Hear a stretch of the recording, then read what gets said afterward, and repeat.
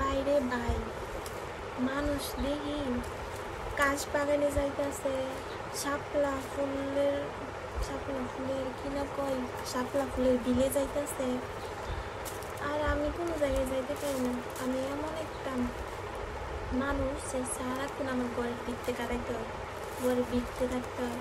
এই ঝাড়ু দেখতেছে, এই ঝাড়ু লয়ে সারাক্ষণ থাকতে হয়। কের কাশ ফুল আর কের ঘি ফুলের বাগানে যাবো বুঝি না কিছু। কত জায়গায় যাওয়ার জন্য চিন্তা ভাবনা করি। কি এর মা?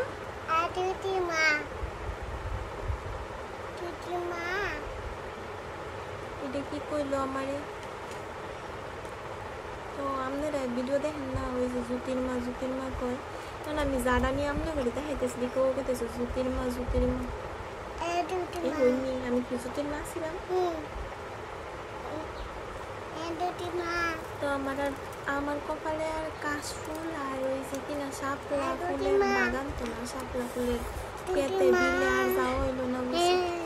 এই বুঝি আমার কপালে রইল